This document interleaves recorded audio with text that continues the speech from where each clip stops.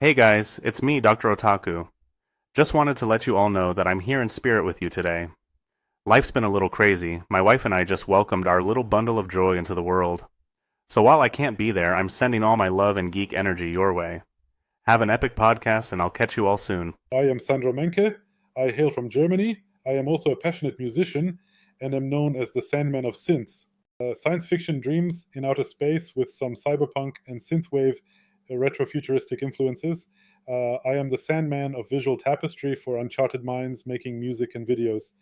Space ambient, synthwave, Berlin School, you name it, I love them all. Hi, I'm Ches. I'm a content creator from Georgia, USA, diving deep into pirate metal and bluegrass metal. Check out my YouTube channels, Cyber Metal Records and Hillbilly Hellfire. For epic riffs, banjos, and nautical mayhem, let's rock. Hi, I'm Nick. I'm from California, USA. Once an old school vinyl DJ, I now craft lo-fi beats and synthwave retro vibes. Check out my YouTube channel, Lo-Fi Living, and join me in living the nostalgia. Hey, what's up? This is Creaky. I'm a mad scientist of sound and I make experimental instrumentals and old school hip hop. Thanks for having me on. Yo, I'm Space Logic, aka Saint, broadcasting from sunny Florida, USA, baby. I'm your guide to the strange and sublime, blending futuristic vibes, xenomorph aliens, HP Lovecraft, and cosmic horror. On my YouTube channel, Space Logic, we explore the dark corners of the universe where tech meets terror. Let's venture into the void together. You first. And together we're here to blow your minds and your speakers. Welcome to the Logic Lounge podcast, where creativity has no limits. Let's do this. Hey, so we're going to just start this podcast off. I really don't have a name for it right now, but we're just going to call it the Space Logic Studio. And I have Shez from Cyber Metal Records, and I have Nick from Lo-Fi Living. And today we're just going to relax and kind of show what we do on our channels, and how we do it. So I'm going to put something up and start, and we can chit chat. All right. So yeah, these are actually both Shez and Nick are familiar with this page. Right. Oh yeah, you got a lot more custom models than I do, though. Yeah, you do. Well, the thing, since Nikolai kind of made it possible where we can switch between within a render, that. Oh, that's a game changer, right? Yeah, that was big. So here, what I'll do is I'll pull up one of my this one. Oh yeah, DeLorean is better. So we'll start off.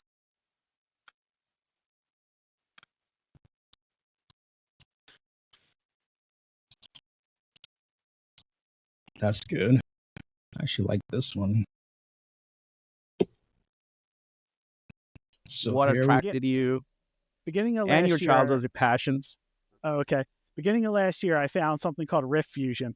And I was just messing around trying to create new sounds. It was very short clips. You only got a little bit of time to mess around. So at first I was just mixing like different folk genres with hip hop beats, like Japanese folk music with hip hop beats and stuff like that. And then once I realized I could freestyle into a microphone and have it kind of follow my cadence, then I just started doing that for a whole bunch of different genres, just playing around, doing two lines and seeing what I could do. And I did that for a little while. And then when I saw Suno, somebody made like an alternative Hulk Hogan entrance music with Suno. And it was like dissing Hulk Hogan, kind of talking about all the different things that went wrong in his life and career. And I was like, oh, that's so cool. I want to mess with that. So I started messing with Suno. And then like literally a day later, I found a different video somebody made about Udio. So I jumped over to Udio and then started doing Udio full time, and kind of forgot about Suno and was just using Suno as my sandbox and using Udio to make my stuff that was, more professional and clean, and trying to actually do something real instead of just playing around on Suno. But then I gravitated back towards Suno because of hip hop, because Udio just isn't there with that yet. The flows are just so off and offbeat and off kilter. I just gave up on trying to do hip hop there and started doing it on Suno. And at first, I was just rewriting the Suno lyrics because I didn't even know if I could write. And then I had so many different people on Reddit giving me good feedback that I decided, you know what, I'm going to try to write 100% of the lyrics and see what happens. And then I just started growing my fan base, and people kept saying, "Where's the hip hop? Come with more hip hop." So I'm like, all right, guess I'm doing something right with this. And I started experimenting and trying to mix different genres with hip hop. And yeah, I got more and more people checking me out. So then I just decided put it on YouTube, see what happens. And it's been going from there since about June.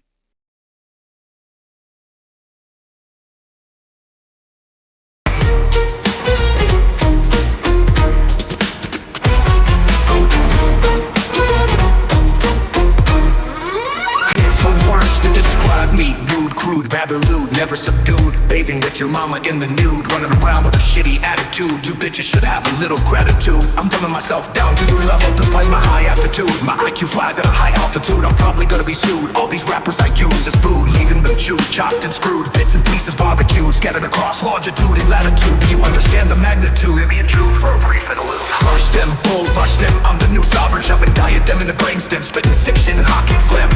You have no chance in hell. You shouldn't have let me leave this cell. Now you're turtle. I think you've made pretty good progress for starting like not so long ago. I think it's a pretty good upwards progress. Thanks. Like getting into like exposing yourself, your stuff out there. That is pretty good. I mean, So here we are. All right, Nico, we're going to show how fast this thing is now. I've been All loving right. it. Oh, that speed is ridiculous. Yeah, I love how all the improvements he's doing. See, that's why I really like NeuroFrames. I mean, where can you find a developer who actually likes what he's doing? Right. And it's very easily approachable too. Might add. Yeah. And so here, what I'm basically doing is, to anybody, this kind of looks like a video editor UI. If you're familiar with any video editing, and it's kind of is. You have your timelines, but the cool thing about these timelines is, over here I can add music. We also have in-house musicians who have voluntarily loaned their libraries for people to use their music, so royalty free. And this is going to be like a full hands-on crafting. Mm-hmm. Like the AI is still generating the images, but it's doing more of how you want it to look like. Right. Well, the cool thing is when you do a generative AI video, you just type in your prompt and it goes into the AI. You don't see what's happening. You have no control over anything. Whereas with NeuroFrames, which is more of a rendering AI type product, where it's rendering images, you can stop it, especially if you don't like the way it's going. You can go back. You can make changes to the prompt midway through. All sorts of things that make it much more powerful. So here, what I'm going to do is I'm going to give it some flicker power. We'll talk about that in a bit, what flicker and all this stuff is.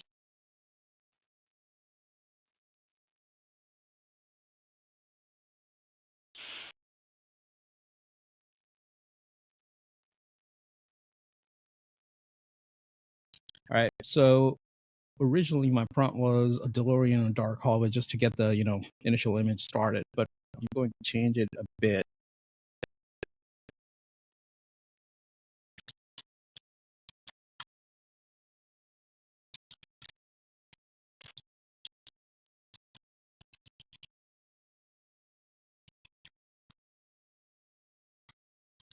So I'm setting the quality settings for the engine to add those into the imagery I want now.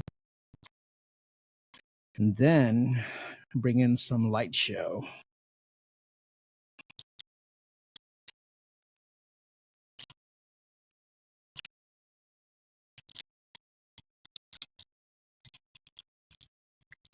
So you could just put in whatever your imagination calls, right?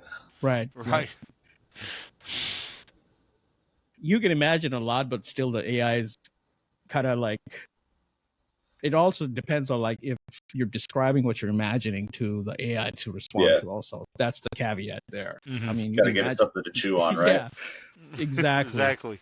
Yeah, most of the times is like, it actually comes down to how good you are at English. like the grammar and like the real raw English. I should have guessed that you would have a custom model for just DeLoreans. This one actually recently made it because all the images I used for this were like from Flux. Oh, it's like a very nice model for the DeLorean. Flux is so amazing. I love it. It is. Yeah, the 1.1 Pro. Oh, yeah. Yeah, much better. So Nick Creaky, he's from the Reddit you all told us about. Mm-hmm. Yeah, is that the best AI music? The one that you gave me? Yeah. Yep. Yeah, I've been hopping on that one and announcing my songs and giving positive feedback to other people. So. Yeah, you got some pretty good people on there. I was talking to the admins a little bit, and one of the admins sounded like he doesn't want the Reddit to grow too much because I was like, I have a pretty big network of people I could blast you out to if you want me to, and he's right. a little apprehensive about it, but I'm just like, yeah, we're still trying to get our Discord set up. Oh, gotcha. Creaky, are you one of the admins there as well? Yes. Awesome. Nice.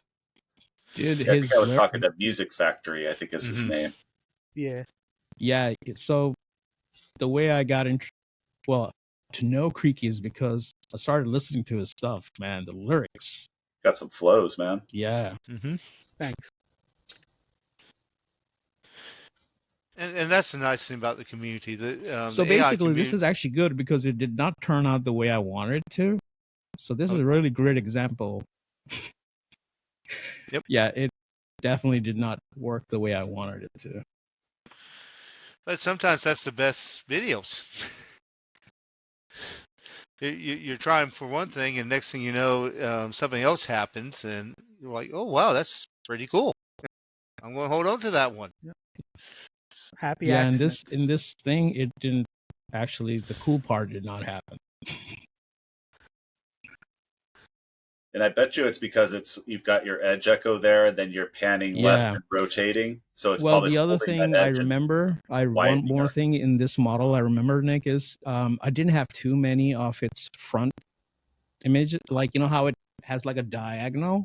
Oh, yeah. I didn't have too many. I had like flat side views or the front view and the back view.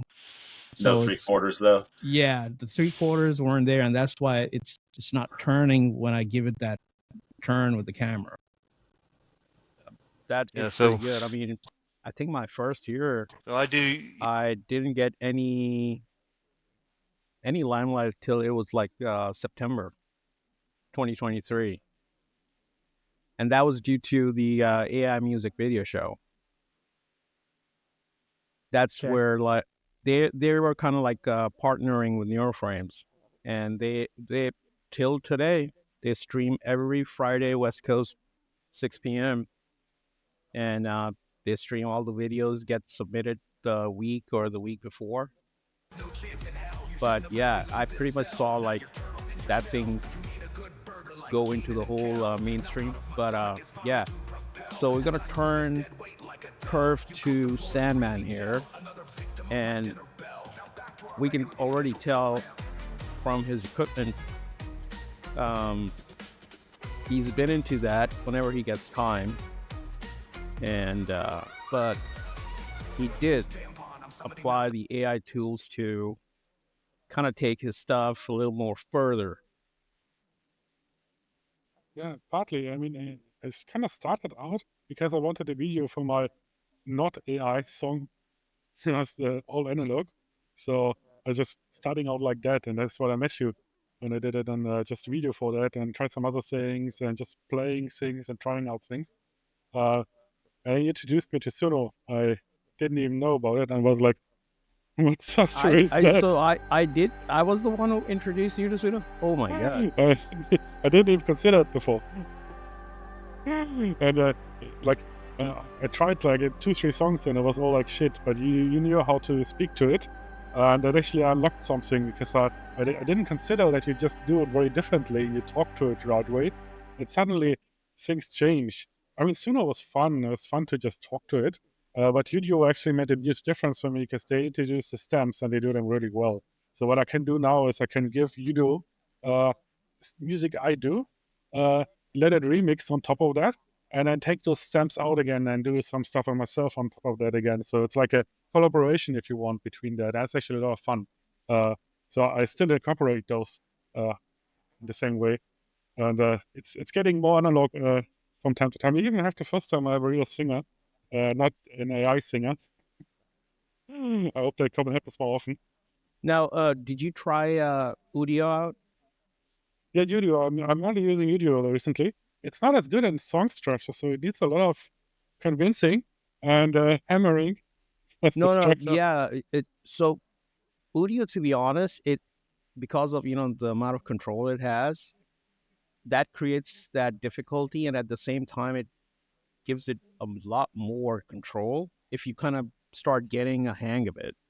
Mm-hmm. Per se, say, like right now, like the best thing I can get out of it is instrumentals, and for my videos, I need background music, and it's the best thing to get it out of. Because Suno takes a lot of cleaning.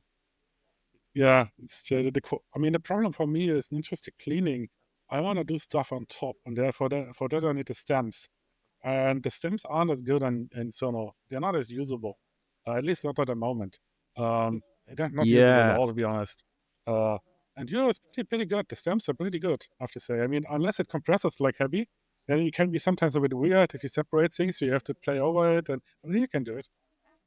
yeah. If you hit your render during like probably low traffic, and you just get that real nice clean, it's a. But yeah, Suno's kind of like a hit and miss. I went back because these guys. I mean, the voices are still pretty good on Suno, or at least how they pick up the lyrics. I guess that would be the best way to say it. But then again, it sounds pretty crappy. You can still hear it, but it's a hit and miss. Yeah. Yeah, it's especially it's fun actually. Suno has much better grasp of song structure, to be honest. That Udo is quite horrible at this, but I'm helping it, so it's okay. yeah. Hey, so Craigie, like whenever you make anything from audio, um, post it on and when you post it on X, like tag audio on it. Okay. The developer, they're very active on X, and they actually check whoever is like using it. And yeah, the developers are a lot more chill. I mean, Suno does, come in and give your thing a hard sometimes, but I've seen Udio developers pretty much anytime they get tagged, they're like on that post. All right, I'll try it, but I've kind of given up on X to push my music because I just got no interactions. Same Well, here. the best thing for X, to be honest, is you just post and you forget about it. So I do something different. So instead of doing rendering, I do nowadays generative AI. So this service is Hello, and it's the cool thing about it is the models are really crisp and new. So the results that you get from the generative video is it's like a cinematic type viewpoint. So this is my video that I just did. It's a kind of like a adventure of a vampire. And then the cinematic quality I like about it too. It's because it's when neural frames you can get it pretty smooth, but you're still going to have a tiny little bit of choppiness in there. This right here, it's just like a movie, and that's what I like about these generative AI models. I also use Kling. Kling is it's a better model. The only problem with Kling is it's very expensive. So it has a lot of you only get a certain amount of credits. But if you look at the video quality, Yeah, 75 credits for 10 second, and the 10 second you don't like, you're like, damn. yeah. But yeah, but you can see here I got this is more anime here on the, and then but there's some of the amazing things I can do with this, like let's see, where's it at? Like right here, she's walking, and then I catch her in a trap.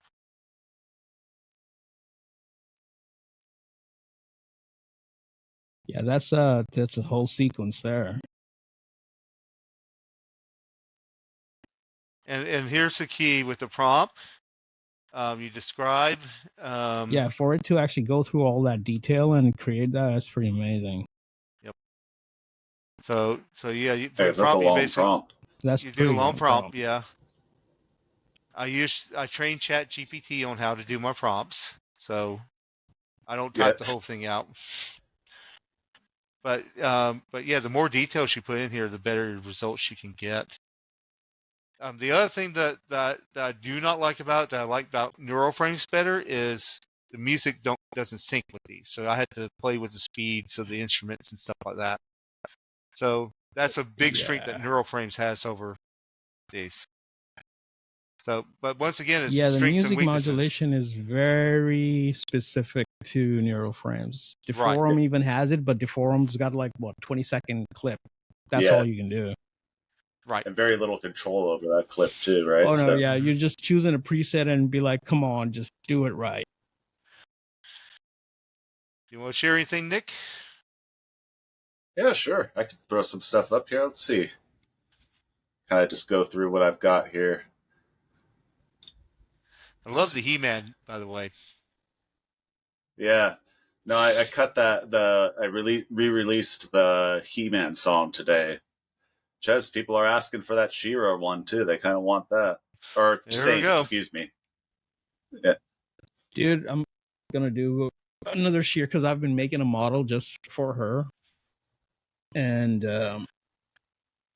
yeah, now I just got to work on the song. Yeah, they love the nostalgic stuff. I'm about to come out with a whole 80s, 90s album. I've already shared some of the music with you guys from my album. In there. So, kind of some stuff that I got going on right now, and I'll kind of show you my workflow a little bit here. So, there's two different types of videos that I do on my channel. I do those longer, like hour-long visualizer streams where it's just a bunch of tracks and with a looping visualizer. And then I also try to do kind of those more concentrated single track music videos as well. So I'll kind of cue you in as to what I do for these music videos. Essentially, I have a song here that I just started. I just created on Suno here. Kind of a sequel to another one of my songs. It's called Echoes of the Future here. So a lyric song. Kind of have to figure out a way to start out the video. And sometimes I like to let neural frames make the starting frame, and sometimes I like to go externally and upload a frame. In this case, I uploaded a frame. I did it off of Pixel Dojo, and this is a Flux Pro 1.1. So I took this prompt here and kind of got that, and then did an upscale on it as well. It's another thing that Pixel Dojo does is they'll do a creative upscale on it. Well, they'll add a little. This is the upscaled image here, That's what I ended up on here. So, I mean, I have my track here uploaded. The way I kind of like to do these things is, sorry, my dog is kind of bugging me right now. So I always have some baseline stuff that I do on my stuff. I like to use audio reaction stuff. I'll do a good kick to strength. I usually keep that at about a 0.2, and I run that through the entire video. Also have a kick to smooth, and I like to put that on like a 12. So what that's going to do is it's going to add a little smoothness on every kick drum, so it's going to cause the video to bounce a little bit with the beat, kind of give it a little bit more audio reactivity and stuff like that.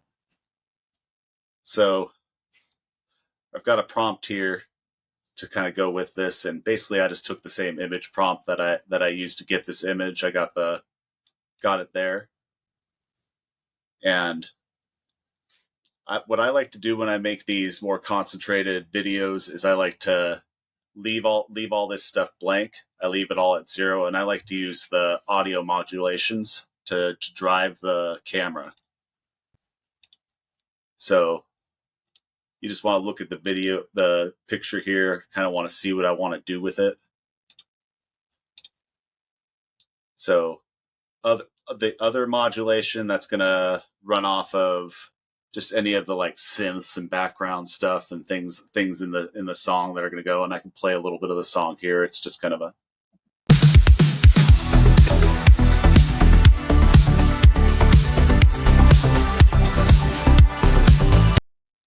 so we got that, and let me know if that was blowing out your eardrums or not.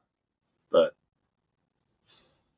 so if I want the audio modulation, what it's going to do is it's going to take whatever amplitude I have here. Currently it's at 12, and you can see the effective zoom value there. We'll just follow that modulation. I think we'll probably start with like an 8 on this guy here.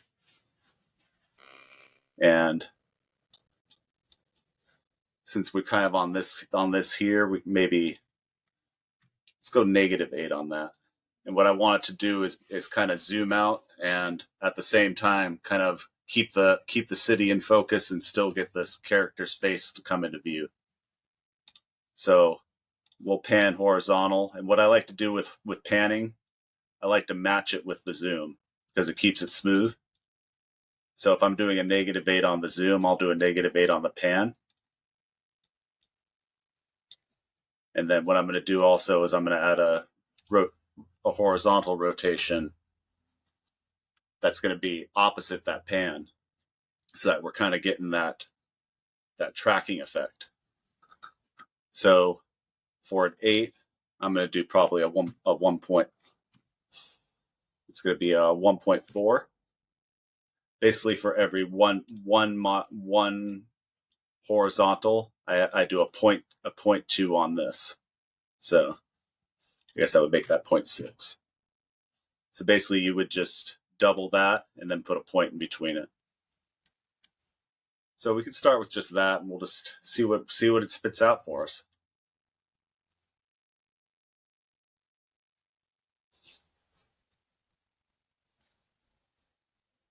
And I'm just using the standard Dream Shaper model right now.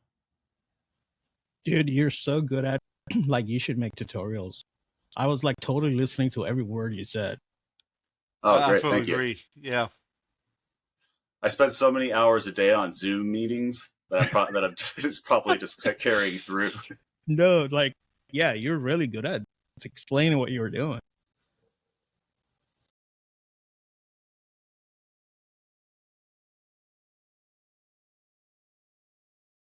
And the vocals, the video will stop at the same time, and then it'll start moving again when the singing starts again. So, and let me know how the music comes through when I'm doing when I do the little thing here. But we've got about 6 seconds. But I mean,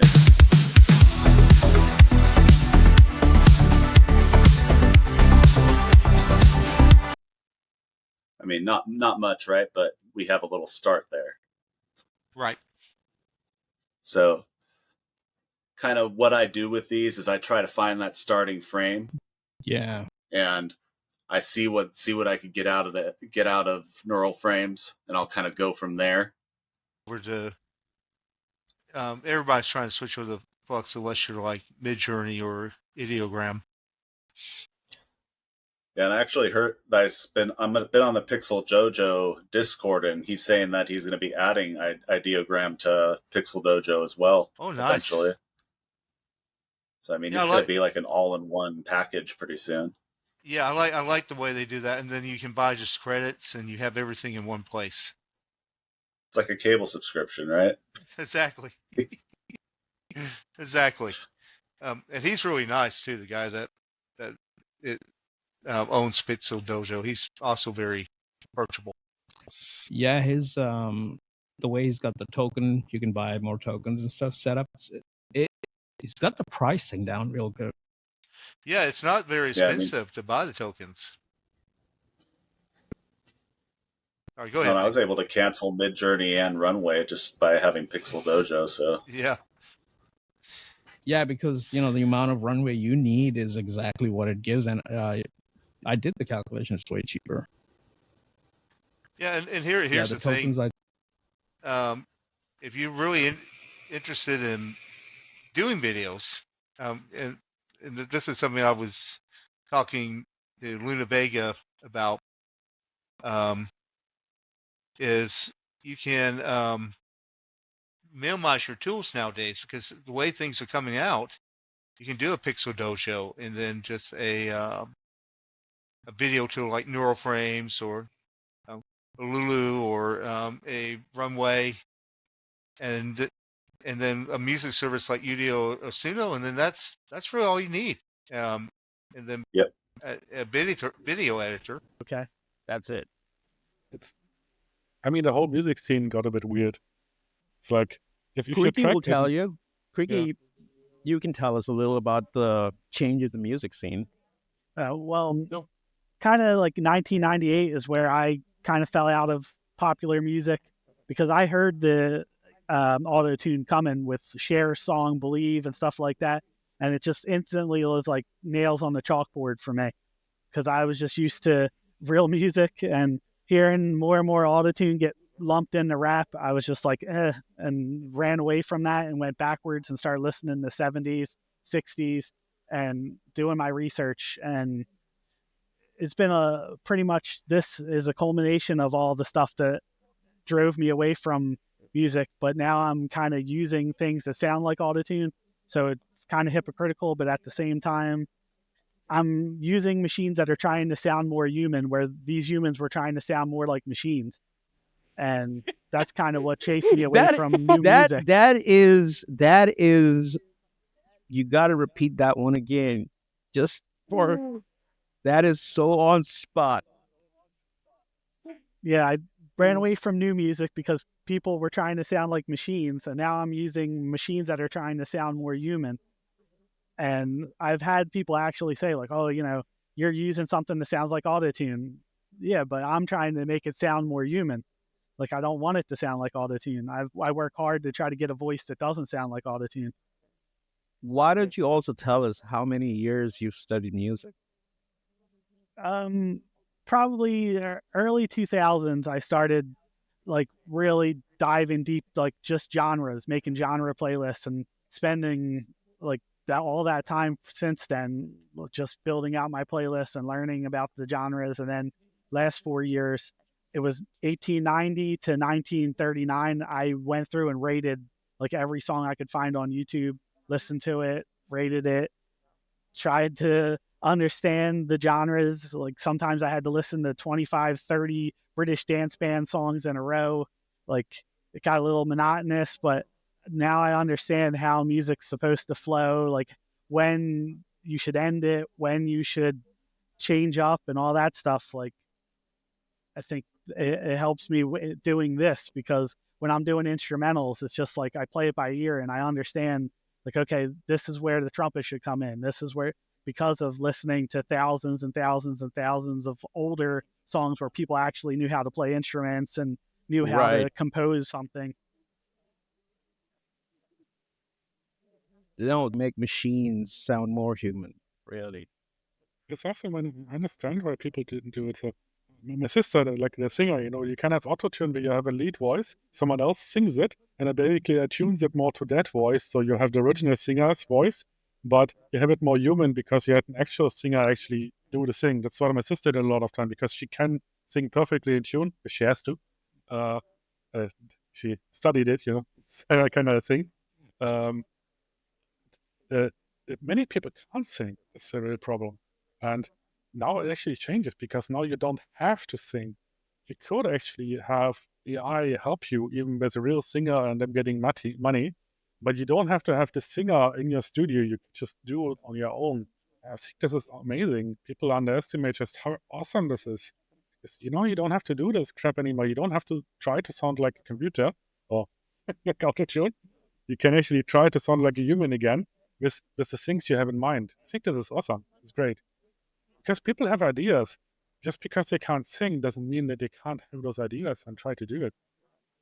That's actually funny, the whole gaming thing. Like, look at those triple A games. They're they're not they people stopped doing it and they started doing the microtransactions because they needed to get back the money. They were too expensive. Those games cost so much money to make. The only way that we can have those games again, to have proper triple A games again that don't have microtransactions all over, is with the help of AI. Because it's the only way they get cheap enough again to make them, to have good Yeah. stories in there that you can do it. I don't see another way. It's just too much otherwise. It just doesn't get cheaper anymore. Just more expensive. And at some point, it's just not going to work anymore. It just doesn't. That's why so many of those close. And AI is it can help us actually bring in a time when we can have those games again. And Creative how ones. many games have sucked? Game. I really hope so. I mean, That was the first long conversation I had with Bard, was about how large language models can change video games by generating things in real time. Like, say you're wearing like a VR headset and you're walking through a building and it's generating rooms as you're going through. Like, I can see that. And it said that it's feasible if certain things happen with the technology. And I teased it out and just kept going on this conversation for like the whole night when I was like so amped, like, this is awesome. Like the future of video games with this ability to communicate what you're trying to do with the large language model in real time and actually get things to happen in real time. Like, that could be really good for video games. And you're going to have way better games because that one person who's not controlled or dependent on the moronic variables he has to deal with in real life, like, when you're dealing with teams and then you face those restrictions because of the teams, all right, you're not limited to it. And that goes the same way for now film developers or anything, because you've got the director and producer relationship with the AI. And you have actors. Now, you can have real actors, have, real voiceover. You can do that still. You can still have all that. But the variables are reduced to pure creativity. Now, the vision's going to get through rather than the vision getting chopped half through various stages, and, you get BS at the end. That's why nobody's ever done a true Lovecraft story. Like, in his words, they cannot do it. it's really, really hard.